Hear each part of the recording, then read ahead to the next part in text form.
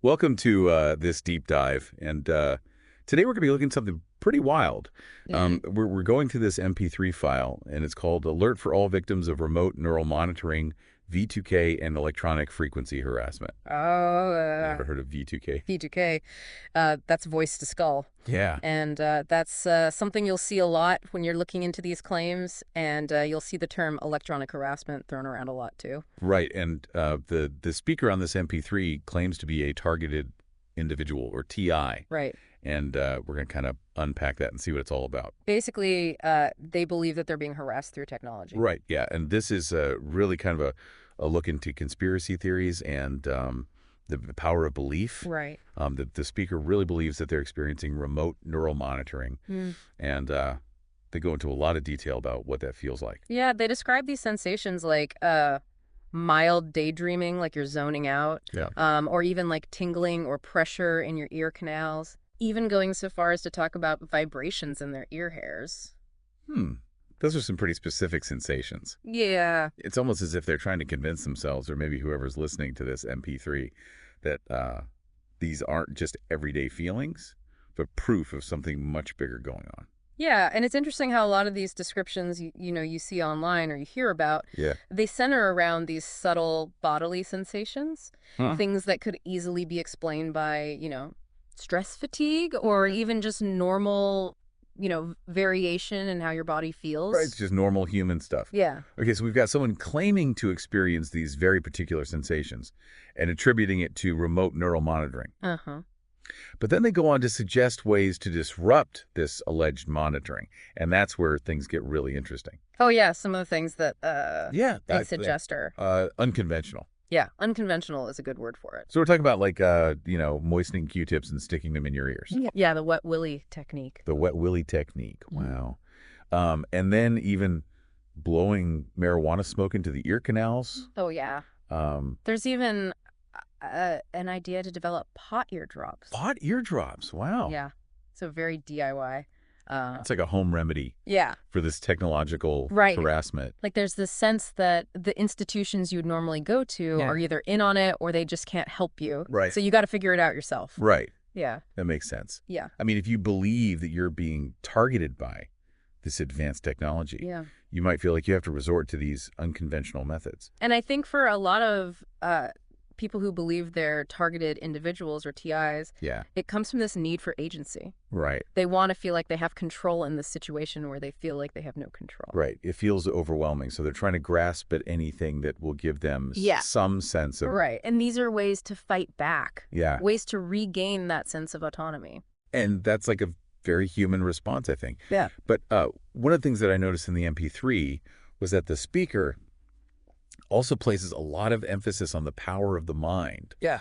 to combat this monitoring. Yeah, there's a big belief in mental override and Yeah. visualization techniques. Right. They say that if you think really loudly and assertively in your head, Yeah. it can actually like repel the monitors. Almost like a mental force field. Like a mental force field. Yeah. Yeah. It's like a technological version of positive thinking, I guess. Yeah, But it does make you wonder about the role of belief in all of this. right.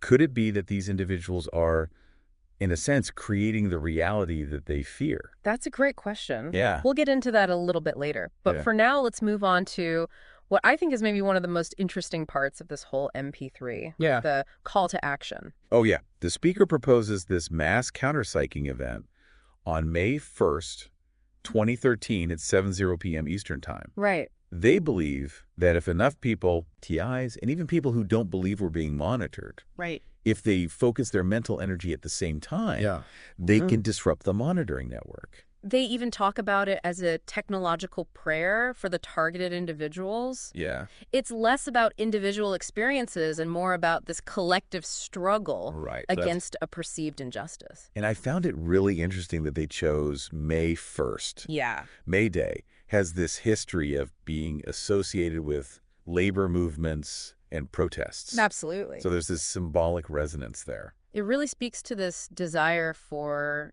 solidarity and empowerment Right. in the face of this seemingly insurmountable foe. Yeah, they feel like they can band together and rise up against this. Yeah, this collective action becomes a way for them to feel like they're not alone Right. and that they can make a difference. Okay, so we've covered a lot of ground here. Yeah. We've got this speaker claiming to experience remote neural monitoring, advocating for some pretty unconventional countermeasures, and calling for this mass psychic uprising. Yeah, it's a lot. It's a lot to unpack. Yeah.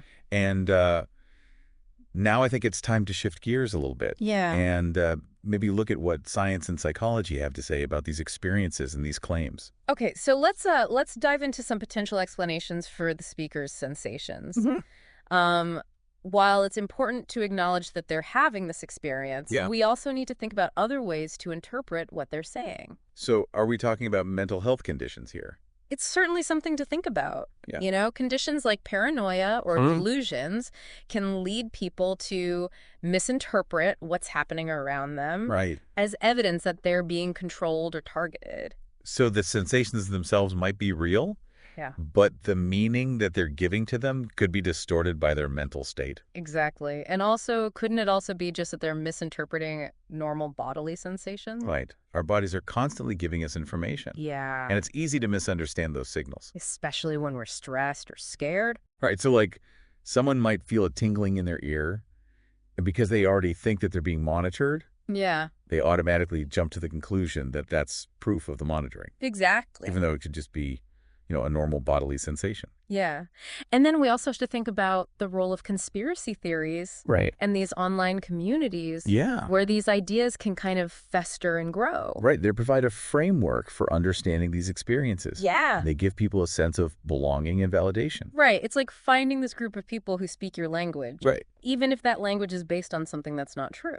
Right. But this brings up the question about the countermeasures. Yeah. Do any of those actually have any basis in reality? Well, if we look at science, Yeah. the answer is no. There's no proof that moistening your ear canals, blowing smoke in there, or making pot eardrops Right. is going to do anything about this remote neural monitoring.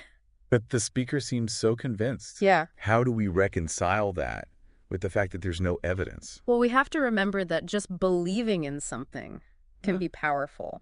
Yeah. If someone thinks that something works, Yeah. they might experience what's called the placebo effect. Oh, so they feel better because they expect to feel better. Right. Even if they're not actually changing anything, they feel a sense of relief because they believe they are. And that relief can make them think that the countermeasure is working even more, Right. It becomes this feedback loop. which is kind of dangerous, right? Yeah. Because they're relying on these unproven methods, and they might not seek help Yeah. from qualified professionals. That's a big concern. Yeah, self-treating based on these unfounded beliefs Mhm. can have serious consequences. Right. For both your mind and your body. Right. So we need to understand where these beliefs come from, Yeah. but also acknowledge that they can be risky. Right. But I'm still curious about the call for collective action. Yeah. How does that fit into all of this? Yeah. Well, it's a way for people to feel like they have some power Okay. in a situation where they feel powerless. Like they're saying, we may be victims, Yeah. but we're not going to just sit here and take it. Right. We're going to fight back. Right. And the idea that they can all use their minds together to disrupt the monitoring. Yeah. It comes from this belief in the power of thought Right. and collective consciousness. Like a digital protest march. Yeah. Instead of taking to the streets, they're using their minds. Right. And the fact that the speaker wants people who don't even believe they're being monitored to join in Yeah. shows that they want to make this a bigger movement. Right. They want to get more people on board, Yeah. turn it into a cause. Right. Okay. So we've got this speaker experiencing these things, coming up with these interesting countermeasures, Yeah. and calling for this mass psychic uprising. Yeah. What's next? Well, I think it's time to look at what science and psychology Kook. can tell us about these beliefs. I'm all ears. All right, let's do it. As we dig deeper into this, I think it's really important to think about just how isolated a lot of these targeted individuals must feel. Yeah, that's a great point. Mm. I mean, can you imagine thinking that you're under constant surveillance Yeah. and that people are monitoring your thoughts Yeah. and that nobody believes you? Yeah. That's got to be incredibly isolating. It is, and it's important to remember that for these people, the threat feels very real. Yeah. Even if we, from the outside looking in, Right.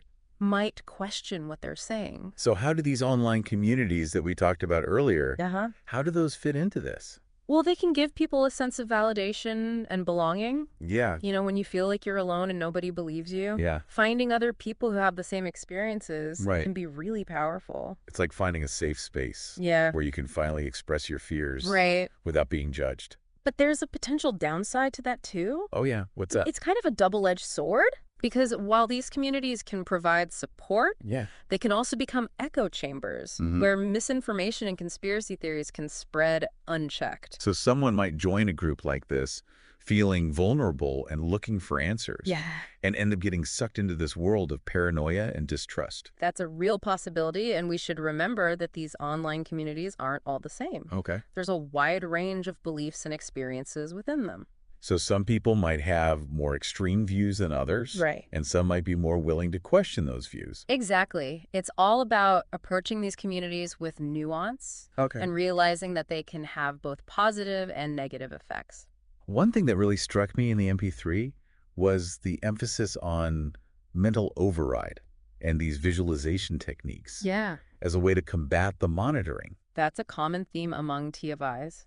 Yeah. They believe they can use the power of their minds to fight back against whoever's doing this to them. It's like they're trying to take back some control in a situation that feels completely out of control. Yeah. And even if these techniques don't actually work, Right. they can provide a sense of relief and empowerment. So someone might do these mental exercises Yeah. and feel calmer or more in control, Right. and that makes them think the technique is working. Exactly. Yeah. And that feeling of relief can actually reinforce their belief that the threat is real. So it's like a vicious cycle. Yeah. Their belief in the threat leads them to these countermeasures, Right. and then the countermeasures make them believe the threat even more. It's a complex mix of perception, belief, and coping mechanisms. Yeah. And we can't forget that these people are often experiencing real fear and distress. Right. So even if we might not agree with what they believe, we should still acknowledge their suffering. Exactly. Empathy and compassion are really important when we're dealing with people who hold these beliefs. Okay. We need to understand where they're coming from Yeah. and validate their feelings, even if we don't agree with their conclusions. That's a tough balance to strike. It is. How do we support someone Yeah. without encouraging beliefs that could be harmful? It's tricky, but it's important to remember that these individuals are often very vulnerable. Right. And the way we approach them can have a big impact on how they're doing. So how do we walk that line? Well, one way is to focus on their feelings Okay. rather than arguing about whether their beliefs are true or not. So we can ask open-ended questions, Yeah. listen to what they have to say, Mm-hmm. and try to see things from their point of view without judging them. Right. So instead of saying, that's crazy, remote neural monitoring doesn't exist. Yeah. You could say something like, it sounds like you're going through something really difficult. Can you tell me more about what you're experiencing? Right. Approach it with empathy. Exactly. And you can also challenge their beliefs a little bit by asking questions that make them think critically. Like what? You could ask, what evidence do you have to support that? Or have you thought about other possible explanations? So it's more about planting seeds of doubt Yeah. than trying to completely change their mind right away. Exactly. And remember, change takes time. Yeah? You can't expect someone to just drop their beliefs overnight. Especially if those beliefs are really important to them. Yeah, and give them a sense of community. Right. So it's a process of slowly helping them to see things differently. Right. And to develop a more critical understanding of their experiences. And that process often needs professional help, right? Yeah, therapists and counselors who specialize in conspiracy theories and delusional thinking can be a huge help. It's like trying to find your way out of a maze. Yeah. You need someone to guide you. And it's important to remember that there's no one right way to do this. Okay. What works for one person might not work for another. So it's about finding the right mix of support therapy and critical thinking. Yeah. Fits the person's needs. Exactly. And it takes patience, empathy, and a commitment to helping them regain a sense of agency and well-being. This deep dive has really shown us how technology, mental health, and belief are all intertwined. Yeah. It's amazing how resilient the human mind is, Yeah. but also how vulnerable it can be. And it reminds us that we need to be aware of how technology can both empower us, Uh-huh. and mess with our heads. We need to figure out how to use technology for good Yeah. while also protecting ourselves from its potential downsides. Right. And we need to treat people who believe in these things with compassion and understanding because Mhm. they're often struggling and looking for answers, You're right. even if those answers are leading them down the wrong path. Okay, so as we head into the last part of this deep dive, Yeah. I think it's important to remember that even though these beliefs can be worrying, they also show us that people need to understand things. Yeah. They need to feel in control, Right. and they need to feel connected. Especially in a world that often feels chaotic and unpredictable. So are you ready to talk about the bigger picture and discuss how we can encourage critical thinking and media literacy in this digital age? I'm ready. Let's do it. Okay, so as we wrap up this whole deep dive into remote neural monitoring, Yeah. I'm thinking about the bigger picture of conspiracy theories. Uh-huh. It feels like we're seeing a lot more of this kind of thinking these days. Do you think so? You're right. I think we are seeing an increase in conspiratorial thinking, Yeah. and technology is a big part of that. Yeah, it seems like technology has made it so easy for information and misinformation Right. to spread really quickly. Exactly. Think about those social media algorithms. They can Right. create these echo chambers Uh-huh. where people only see information that agrees with what they already believe, Right. no matter how strange those beliefs might be. And because information travels so fast online, it's hard to tell what's true and what's not. Yeah, especially when those false stories play into our fears and anxieties. Right. So what is it about these beliefs about remote neural monitoring that make people believe them? Well, I think it comes down to this very basic fear. The fear of losing control of our own minds. Oh, wow. Yeah. The idea that someone could be messing with our thoughts and feelings from far away, Right. that's scary stuff. It is. It's like a violation of our privacy. And in a world where technology is everywhere, Yeah, I can see how that fear would grow. absolutely. We're always carrying around these devices Right. Our phones. that track where we go, what we do, Yeah. and they collect so much information about us. Right. It's not hard to imagine someone using that technology for bad things. Especially if you're already struggling with mental health. Yeah. Those fears can get way worse. So someone who's already feeling anxious or paranoid Yeah. might see things like those sensations the speaker in the MP3 talked about Uh-huh. and think that someone is controlling them. Exactly, and that's why it's so important to address mental health issues. Okay. We need to provide support and resources to help people deal with those challenges. So it's not just about saying, no, that's not true. Right. It's about helping people with their mental health, too. We need to take a more holistic approach. Okay, so how can we help people develop critical thinking skills and be smarter about what they see online? Well, we need to encourage people to think for themselves Yeah. and to question what they see and hear. Like fact-checking, basically. Yeah, exactly. Yeah. We need to teach people how to evaluate information and to consider different points of view before they make up their minds. So it's about going beyond just reading or watching something Right.